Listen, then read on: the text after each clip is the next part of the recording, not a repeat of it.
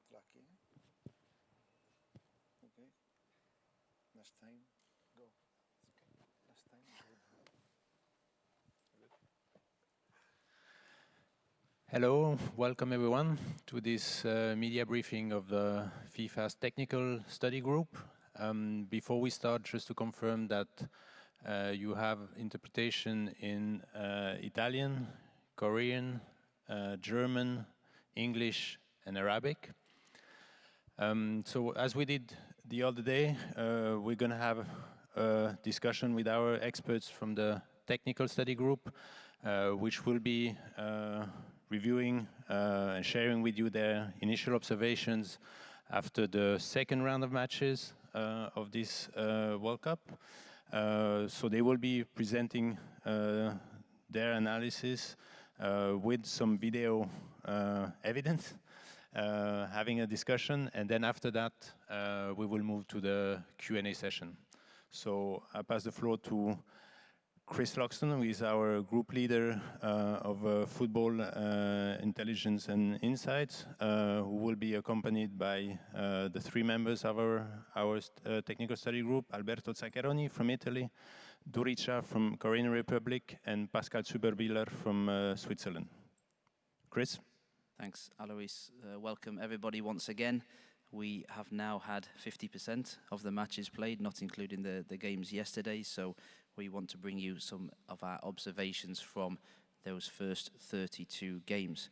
First topic we've observed is that the team length and the team shape has slightly adjusted since 2018. So we've not seen huge differences, but we have seen that teams are slightly wider and also slightly shorter in their length. So when we talk about the length, it's the distance from the deepest defender to the highest attacker. So we have a data slide just to show you. I'm going to talk you through this because there's a lot of numbers on this page. So if we talk about when out of possession a team are in a high block, in a mid block, or a low block. So when we talk about a high block, we're talking about the attacking third of the pitch, a mid block being the middle third of the pitch, and a low block being in the defensive third of the pitch. So in a high block, we've seen that teams are around 2 meters wider, so it means they're covering more width. However, they're around a meter. The distance between the defensive player and the highest attacking player is about a meter shorter. In the mid block, it's around 1 meter. They are wider now and around 1 meter shorter. And in a low block, the actual width is the same. But this is probably the most interesting part, is that we're seeing that there is a 2 meter reduction in the compactness of the team length. Obviously, in 2018, teams defended very deep and very compact. It's interesting for us, really, that they're even shorter, the distance between the highest attacker and the deepest defender. Alberto.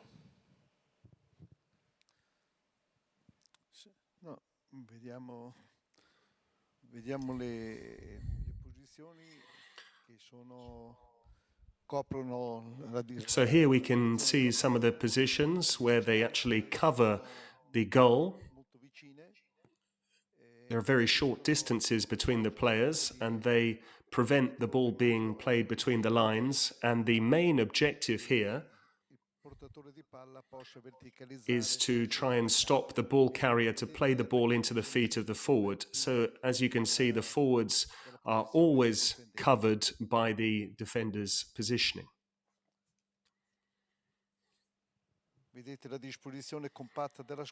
So you can see once again that the team is very compact and tight, and they shift across based on where the ball is. Keep in mind that once again, their primary objective here is to try and stop that ball straight into the feet of the opposition attacking players.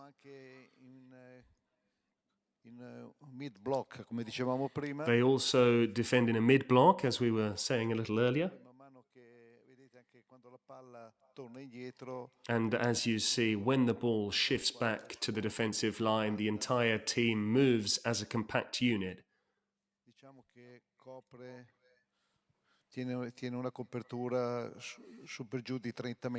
So they cover around 30 meters. So there's around 30 meters in terms of the distance from the furthest defender back and the most advanced forward. Once again, you can see this ball goes out wide and the entire team shifts across towards where the ball is. The main reference point is always the ball itself. And the first objective when it comes to defending something is protecting your goal. Once again, you can see during ball possession, they can also sustain a little bit of pressing. Once again, the team stays nice and tight. They never lose their shape. And Alberto, this is very similar to the type of block that we saw France win the World Cup with in 2018. È molto simile. Yes, it's very similar. Come ho detto, tiene molto bene le distanze, aspetta nella propria metà campo. As I said, they keep things very tight. They're regrouped in their own half, and then over the halfway line, that's when they actually go out and press aggressively. Brilliant. So if we move on to our next topic then, and I'm going to bring Pascal Zuberbühler, our goalkeeper specialist, into play here. One of the things linked with what we just presented on the width and the length of the teams is also the height of the goalkeeper and the height of the defensive line when teams are out of possession. So again, we look at when the ball is in the final third, when the ball is in the middle third of the pitch, or when the ball is in their own defensive third. We see no change on the goalkeeper line height when the ball is in the final third. However, the defensive line is actually 2 meters deeper. We see in the middle third the most difference between 2018 and 2022. The goalkeeper is 4 meters higher when the ball is in the middle third, and the defensive line height is 7 meters higher, which goes in support, I suppose, of this mid-block, that teams are not as deep. Teams are trying to be higher, certainly when the ball is in the middle third. And when the ball is in the low defensive third, the low block, the goalkeeper is virtually the same, 1 meter deeper, higher, but the defensive line height is the same, which, Pascal, is probably obvious when the ball is in your own defensive third. Thank you, Chris. I would say, as you mentioned straight before, it's only 1 meter higher. I tell you, Chris, it's 1 meter, it's huge, especially when they are in your third. Okay, for 1 meter in this the starting position, 1 meter higher for a goalkeeper is crucial. The starting position from a goalkeeper is anyway a very important position, action, and it's fantastic to see here the impact on this tournament from the goalkeepers, especially when they have to play high. Where they are starting, and it's great to see to the World Cup in 2018, especially in the middle third, when the teams are playing, that the goalkeepers are 4 meters, 4 meters higher. This is a big step. Of course, the defensive line is also increasing. Okay, and the goalkeeper is following them. But this is very good to see how many goalkeepers here in this tournament playing very high up and are waiting for the ball, playing through, around or over, and it's fantastic then to see the goalkeepers are supporting their defensive line to make an action outside the box or even more inside the box. And we have a clip from Netherlands versus Senegal. Yes, we have here a clip, and we see on the other side Mendy. Okay, Netherlands started to play out of the back, and you see where is Mendy playing. He is outside the box there, 23 meters to the defensive line is his distance, and in this position he's reading so a lot of balls, and like this the goalkeepers are performing here in this World Cup. And I have to say, many goalkeepers are reading these balls behind their defensive line very well, and this is great to see. And Mendy, anyway, he is a goalkeeper who is defending almost more the zone than the goal, and this was a great example. Okay, so staying with goalkeepers, we're also going to talk a little bit about their distribution. So in our last media session, we spoke about teams counter-pressing and high-pressing, and how teams were playing over the top. But actually, from the keeper's perspective, we were observing that teams are playing around that press more than they're playing onto. We see here clear the goalkeepers are massive involved, much more involved in their build-up. Okay, here we see the numbers from the 2018 World Cup and the increasing to playing around. Playing around is, if I'm the goalkeeper, the left fullback is play the pass to me and I play around to the other side. And this situation, you see how much increasing is this. This is huge, okay? Then the playing into is a long ball to play to my striker on the head to deflect the ball. And those balls are going more or less. The goalkeepers are kicking still a lot of long balls, but they try, especially from the goal kick, to play a very long beyond the opposite defensive line, or into. Into is a ball, when I chip the ball into the chest to a striker who comes to ask for the ball. And here we see clear this impact from a goalkeeper and this use for the goalkeeper are increasing massively. I have only few numbers. Chris, I have to say this is fantastic. In 2018, the goalkeepers had 443 offering to receive the ball. Offering to receive is, if I'm the goalkeeper, you pass me the ball, I show where I want the ball, this is an offering to receive. In 2018, we had at this stage 443, and here now, the goalkeepers offering to receive 726. From 443 to 726, this is a massive increase. Means when the goalkeeper is asking for the ball, the players also play them finally the ball, and this is also a huge number. From the 726 offering, they receive 356. They play the ball back to their goalkeeper to start, to build up, to play around, etc. And this is great to see how much the goalkeepers are involved in this tournament. And surely evidence as well that goalkeepers are becoming more comfortable playing with the ball at the feet. Absolutely. A goalkeeper today in the modern football world, they need to play left and right feet. And we have here Simon, the Spanish goalkeeper, and he is extremely alive to play out of the back. Yeah, he's like a outfield player, and you see here this is a playing around clip. Yeah, he received the ball, he opened up, and they keep going like this. And the goalkeeper needs to be involved in a successful team. Clear. And the next clip we have is Manuel Neuer from Germany versus Japan.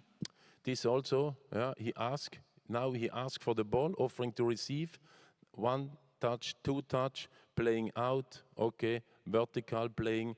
This is trained. This you can train, you have trained to play out like this, and you are getting out, okay? There are teams, they try to do this. There are teams, they are more often playing a long ball, but in generally, you see clear the goalkeepers are very much involved in this tournament.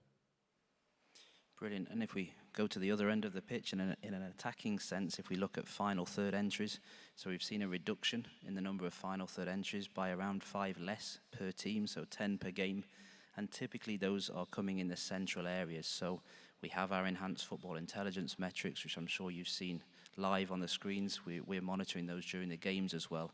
And typically it's the wide channels that we're seeing many entries. It probably links to one of the topics we discussed last time, which was the number of crosses and the use of the cross, because the ball is in the wide areas more. But Duri, why do you think we're seeing less central final third entries in 2022 in comparison to 2018? 우선 한국말 할 수 있어서 너무 편하고 좋네요. So it is great that I'm able to speak in Korean. So I think the reason is because the defenders are very compact in the central block.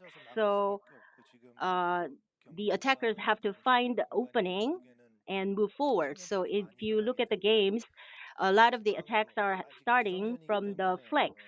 But now this is the group phase, and they are reluctant to rely on passing. They would rather find an opening, and they would prefer safe approach. That's why they prefer moving forward from the flanks.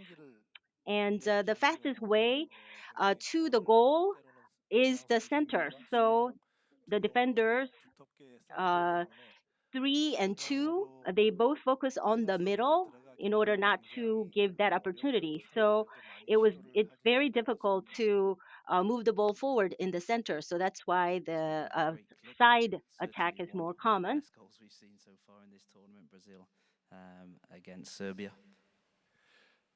지금도 보시면 브라질이 공격을 시작을 할 때 So Brazil 측면에 is 1대1 starting the 상황에서 attack. 중앙은 지금 So 보시면 there's a 중앙수비 one-on-one 중앙과 situation on the 중앙이 아주 side. 다 막고 있기 In the 때문에 중앙으로 center, 들어가는 건 there 굉장히 it's 어렵습니다. heavily blocked, 그렇기 so it is 때문에 extremely 측면에서 difficult to move forward in the 1대1 center. 상황을 So from the side, 만들어서 there is a one-on-one situation. You 상대를 create 어렵게 만들고 one-on-one 중앙은 situations, 첫 making it 번째 difficult 수비형 for 병력이 the 지나치게 opponent. 되면 And 그럴 때 once you 지금 pass 1대1 the 상황이 first 되기 때문에 defenders, 찬스를 만들어내기에는 훨씬 더 it's 수월합니다. easier to 그래서 create chances once 처음 you pass 중앙에 one 들어가는 person 것보다는 in the 지금 center. 보시면은 So 중앙 rather 수비수가 than 홀딩 starting from 미드필더 the 2명이 center in the 경계하기 때문에 beginning, because 측면에서 there's a holding midfielder and the defending 선수를 midfielder in the center, 대진하고 so 또 2대 you have to 2대로는 1대1 create 상황을 chances 가지고 from the side, either 대처를 하고 one-on-one 그래서 or 포르투갈 같은 1-2. 경우는 중앙에서는 So once you 1대1 상황 pass 크로스 that, 상황에서는 1대1 상황이 you 벌어지기 cross 때문에 into the 기회를 center, 창출하기에는 then it's 아주 easier 좋습니다. to 물론 create chances 기본적인 from that position. 능력이 굉장히 But of 좋은 course, it depends on the individual player's ability to do The next so. clip we have is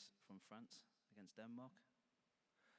지금도 보시면 프랑스가 공격을 So 시도하고 as 있는데 you can see 상대는 here, 중앙 France 수비 is 3명과 바깥쪽에 attacking, 또 3명을 and there's 배치해서 three 중앙을 defenders in the 굉장히 middle, 두텁게 and 상대 actually 골대로 there's 가는 two more 빠른 players, so it's 공격을 very thick. 차단을 하고 So 그러다 보면은 the 결국에는 fastest way to the 측면에서 goal is blocked 1대1 like 상황이 that. So 벌어질 때 from the 공간이 side, 생기는 there's a 경우가 많기 one-on-one 때문에 situation from the side, and 프랑스 you can 역시 find 프랑스 opening 같은 경우는 from that 측면 area. So 미드필더 능력이 especially 아주 뛰어나기 France, 때문에 the 그쪽으로 들어가는 side 경우가 wingers 많고 또 are 보시면 이게 superior. They have superior abilities. 수비 That's how 상황에서 they usually attack from 선제골에서 the side. 뒤쪽에는 결국 다시 And 1대1 in the 상황이 형성이 rear, 됐고 you will see another one-on-one situation in the 공격수에게 middle. 굉장히 유리하고 I think 크로스가 it is 정확하게 중앙에 very 떨어진다는 advantageous for the 측면에서는 attackers. 굉장히 If the ball 좋습니다. lands um, 다시 in the 얘기하지만 center area, it 팬들이 is extremely difficult to defend 중앙을 such 두텁게 a ball. 쌓고 So 중앙으로 볼을 the 자꾸 center is 내보내려고 very thick 중앙을 막는 with 이유는 defense 골대 line, 많은 and you have 이런 to defend the 직선적이고 빠른 center 기회를 because this 터트려 is the 막으려고 하는 거고 fastest and most straightforward way 측면을 to the 나갔을 goal. 때는 이제 결국 능력 So 있는 you have 팀들은 to start 1대1을 from the 통해서 2대1을 side, and 통해서 if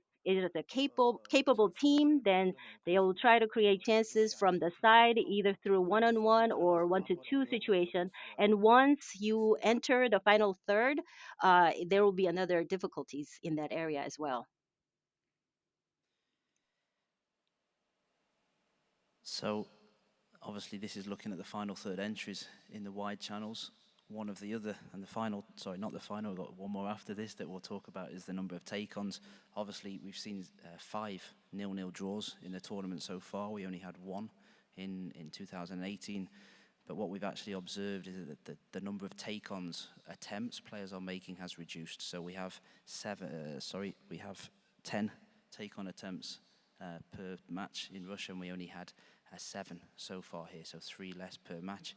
Potentially one of the reasons why teams are not managing to arrive into the final third as much. Jury, talk us through. 1대1 이제 뭐 과정 자체는 측면에 공격 공간이 생기기 때문에 So 볼이 측면으로 가서 1대1 because the 기회가 ball 많이 is on the 창출되기는 side, so 하는데 on the side there's a 이게 one-on-one 1대1 도전을 situations 하는 created.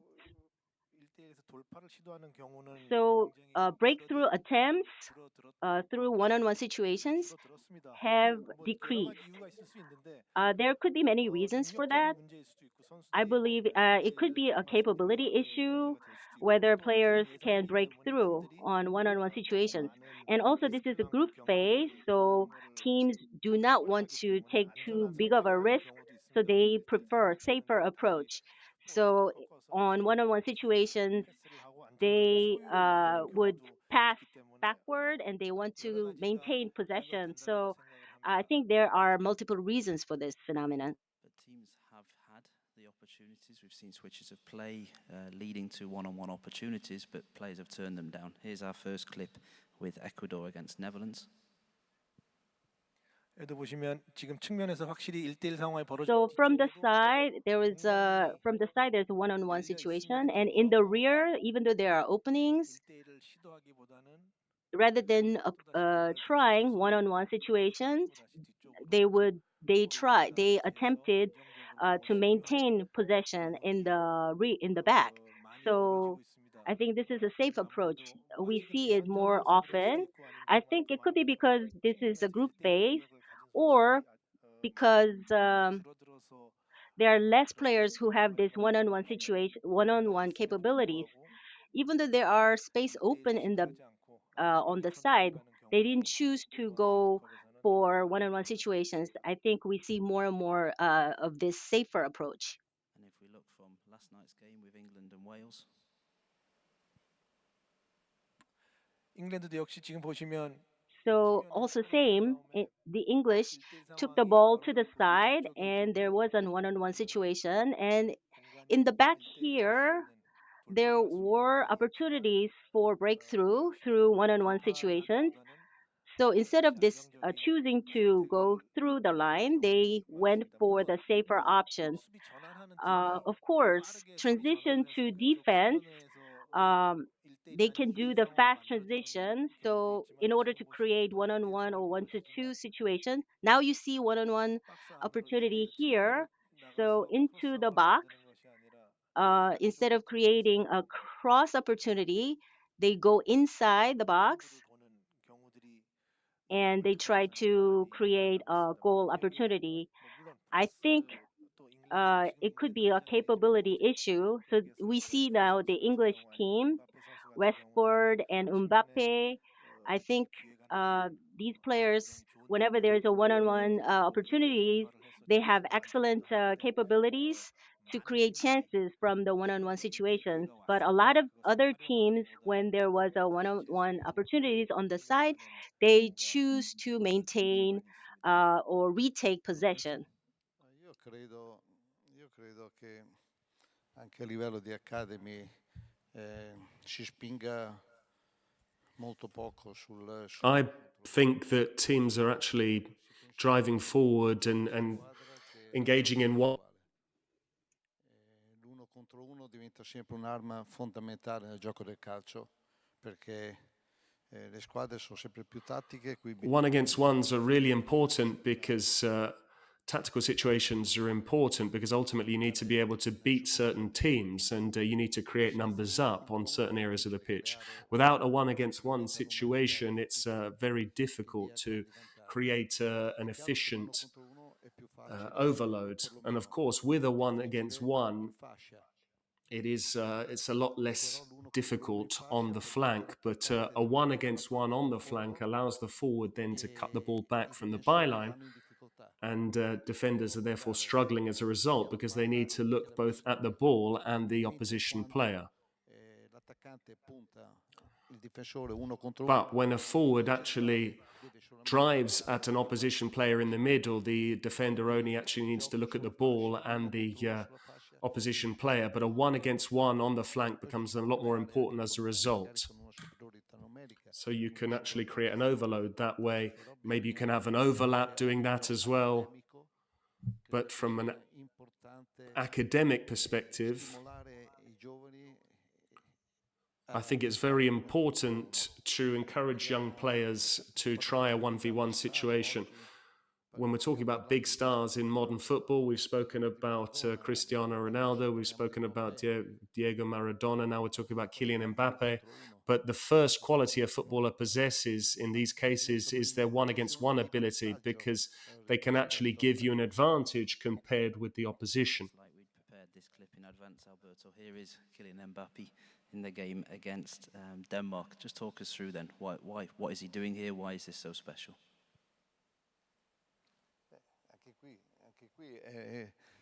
Here as well, it's at the top of the goal box. You can go on the flank. You see that there's 3 players. There were more possibilities to score, but there was another player in the center who was free, because the defenders in these situations find it difficult because they cannot look at the same time at the opponent, at the ball, and therefore you see there's a blue player on the goal box completely free. He's available. You can see it. He continues the play.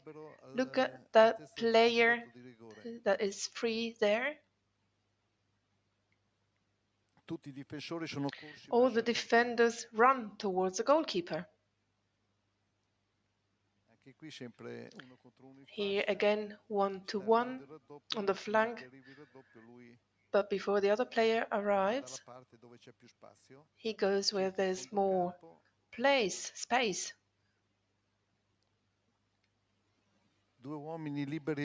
Two free men here and two outside of the goal box.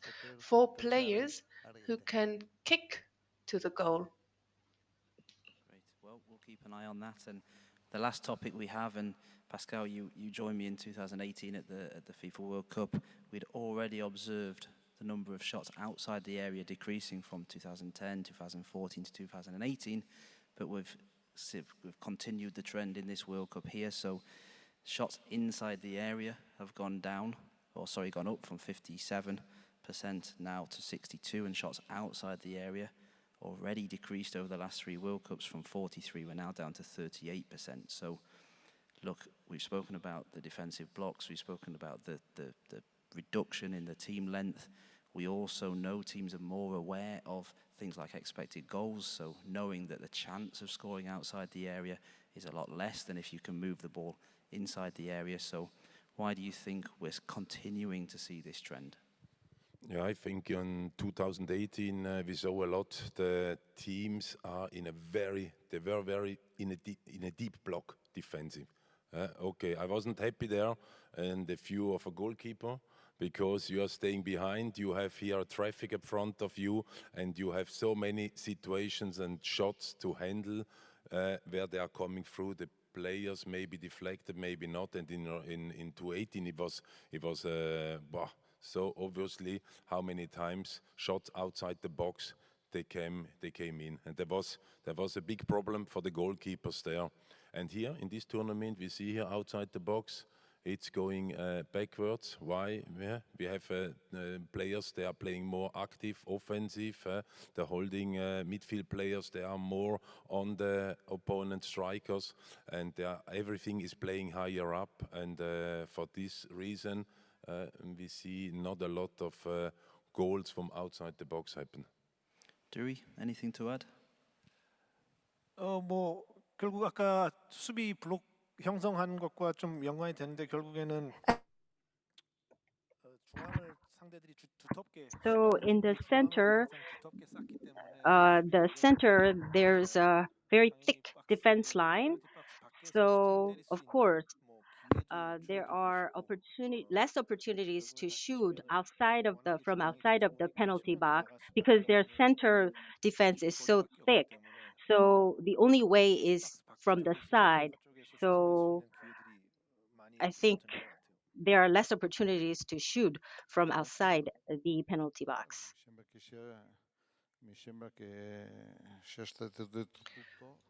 I think everything has been said. The squads pass the ball, they try to cover the goal. We see increasingly less players going to the final third. The only solution in this case is go to the flanks, where there are less opponents, and try to look for the 1-to-1, but also quick overlappings for the 2-to-1. We saw some squads that develop on the flanks with the high wing back. When the midfielder rises ahead, the high wing back, rather than running towards the end or going to the goal, goes within the lines and creates the space for the wing to go to the end. So there's a 2 against 1 on the outside defender. So we have to find, it's difficult to create a higher number, to have a higher number of players within the goal box. So the only solution is kick from outside or go on the flank 1-to-1 or 2-to-1. Brilliant, gentlemen. Thank you very much. I'm sure everybody is very aware by now, but all of our analysis is available on the FIFA Training Centre, along with the podcast that we record in the car after every game, and also a deeper sort of insight show that we're filming after these media sessions, going into even more depth than we presented today. Alois. Thanks, Chris. Thanks, everyone, for your fascinating insight. Very interesting. We will now take your questions. I would ask you to please raise your hands. And when you are given the mic, please let us know your name and your media organization. Yes, please, here. Okay, hello, Mr. Zaccheroni. I am JC of SBS Korea. So it's nice to meet you again. And I would like to ask you about the Asian strikers related of your presentation before. So in the World Cup history, many Asian strikers have struggled to score goals in this competition due to the physical or the tactical reason, especially in case of number 9 position. So, but however, the Korean striker Jo Kyu-sung scored 2 goals against Ghana, and he became the first Asian striker who scored twice in a single match with header. As a former manager of Japan, so how can you evaluate development of Asian striker and especially the Korean striker compared to other Asian strikers?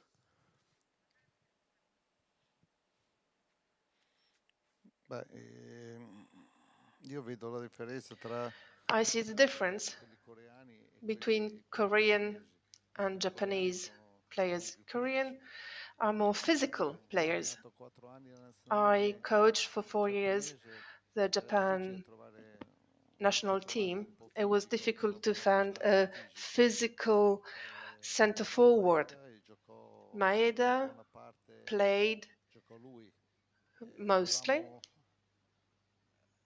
in Asia, in in campionato Asia. ci sono molti giocatori There's many abili nell'uno players contro uno, who are giocatori very che good sanno at the giocare molto one-to-one, tra le who are linee, able to sanno play giocare sugli between the esterni, lines, are able to play però on the io anche qui flanks. credo, ritorno al discorso di prima, But credo again, che sia una questione I di believe cultura. it's a matter of Anche in culture. Giappone si tende sempre a Even tenere in la palla Japan, bassa, giocarla, we giocarla, try to giocarla. play low A and volte bisogna anche play again. accelerare Sometimes we per trovare have spazi to nell'area di rigore accelerate to find e quando non c'è area and questo spazio space in nell'area di the rigore ci goal vuole un po' box. di And when costanza there's a fisica. place Quindi secondo and the me un space, you criminale need a davanti good con una physical buona condition. struttura So fisica having è someone with sempre a good molto physical importante. structure is very important.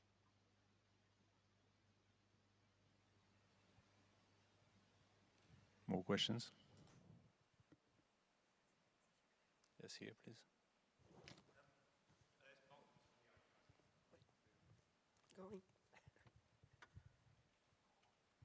Hi, Mark Douglas from the iPaper.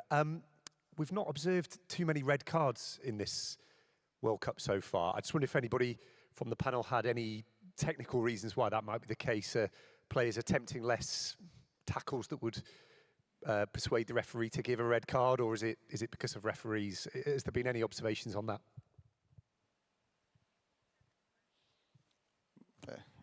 Le distanze, come ho detto prima, As I said before, tra distances giocatori tra between reparto e players reparto sono molto brevi. are quite Quindi narrow. difficilmente bisogna So it's ricorrere difficult a un fallo da cartellino rosso. to have C'è a la red possibilità card. sempre di raddoppiare la There's marcatura. always the chance Il to difensore double up temporeggia the perché questa è striking. la prima The cosa che deve fare, defender takes time anticipare. because, first of Se all, non they have riesce to a tempissimamente anticipate. anticipare, If they deve cannot anticipate, temporeggiare they have e to take aspettare time che and il wait compagno, almeno until un the compagno lo aiuti. mate helps, Se or at l'avversario least sta one mate guardando il helps him. If the difensore, opponent is looking at the l'avversario, defender, colui che raddoppia viene a the coprire il difensore the player who's doubling up will cover che può the andare defender a giocare uno contro who uno. can Se play a invece one-to-one. l'avversario riceve la palla Whereas spalle if alla the porta, opponent il reserves the compagno ball va a back raddoppiare to quello di the sopra, goal, è lui che the va a other portare player via la will palla double up and e take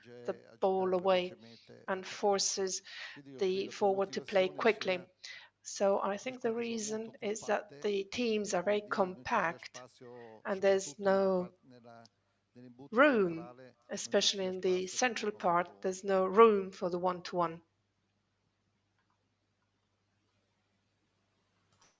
There in the back.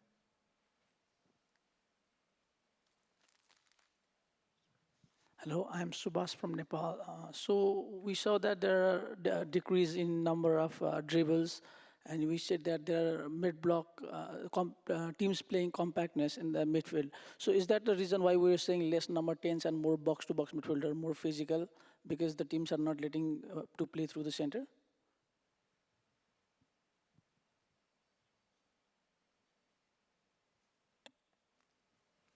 Do you mind just repeating the question, please? You said that there are teams trying decrease in play through the center because the teams are compact in the middle. So is that the reason why teams are opting to play more box-to-box players and not number 10s that we used to see in previous tournaments? 글쎄요, 뭐 컴팩트 하다 보니까 Because it's more compact, 박스로 움직일 수 있는 선수들이 the players who can move from box to box 미드필드의 조건 자체가 are more necessary. The conditions, requirements for midfielders, they're not just doing defense or just offense. They have to transition from defense to offense and the other way around. So they have to move into the opponent's box and should be able to attack. So in England game, so he's a defensive midfielder and then he can even score goals. So because the game is more compact, players, when they're in possession of the ball, the requirements for players are changing because of that. Thank you. Here to the right. Yes, hello, David Kalfa from Radio France International. The games last maybe a little longer than usual with additional time. What impact does it have on the players and the game from what you have been able to observe so far? Thank you.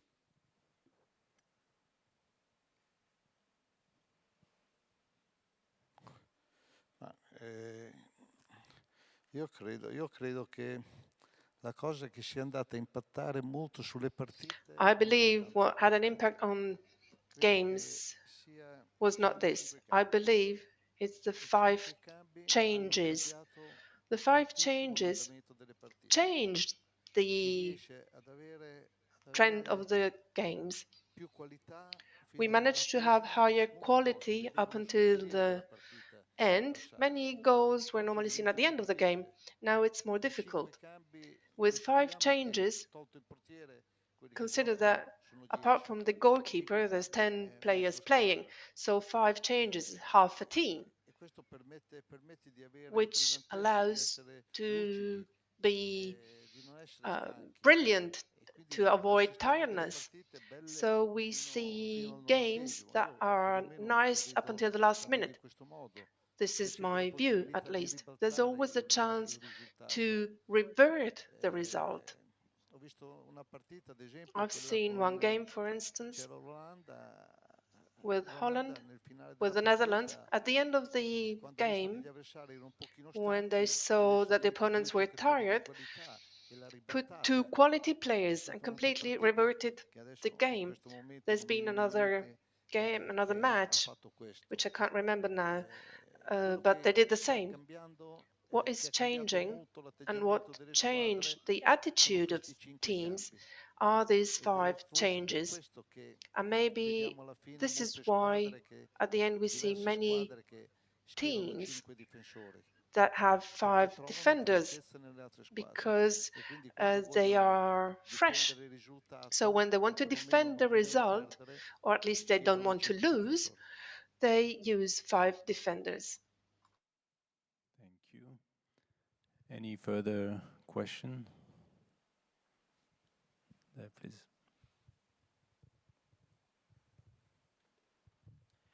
Thank you. My name is Toru from TV Asahi in Japan. Mr. Zaccheroni, as a former head coach, how you see the Japan team in this time for its tactics? And could you give us your view to the tomorrow's match against Spain? What will be the key point of the match?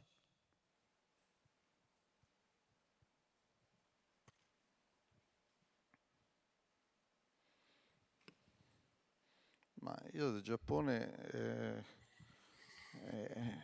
è arcinoto, è molto noto che parlo bene. Non perché Naturally, it's very well known how well I speak about Japan, not only because I was so fond of the country, but also because they set up so well. They're always very compact. All of the players work hard for one another. There's no selfishness within the team. They think a lot more about the unit than they do their individual. But I think that's part and parcel of the history of Japan. They actually prefer to win as a team rather than as individuals. They're very technical, they're quick, they've got good stamina, because typically players that have good stamina aren't necessarily very quick, or if they're very quick, they don't necessarily have great stamina, whereas a number of Japanese players boast both qualities. If I were to find a slight stumbling block in the final third, they tend to overplay a little bit. They're trying to play that killer ball as opposed to shooting. And I think that's where they need to make strides. As for the Spain game, I don't think they should change their shape or overhaul their typical style of playing. Spain are a very technical side, but Japan typically give their best when they actually try and take initiative and take the game to the opposition. I think Japan need to try and compete. They mustn't only focus on defending. We've seen that from other teams. And so, as I said earlier on, they need to try and get the ball forward and try and play a few more through balls. But Japan certainly can compete against Spain because they've got good shape. They never come apart at the seams. And they always play as a unit, 10 outfield players. All of them play their part. Thank you, Alberto. Thank you to all our experts for this great insight into the tournament so far. As mentioned by Chris before, a lot of this information is available on the FIFA Training Center, so I encourage you to go and visit it. And I remind you that we will be back with more of these media briefings in the coming days to keep on analyzing the action on the pitch and provide you interesting insights for your reporting. Thank you very much, and see you soon. Wish you a nice football day today.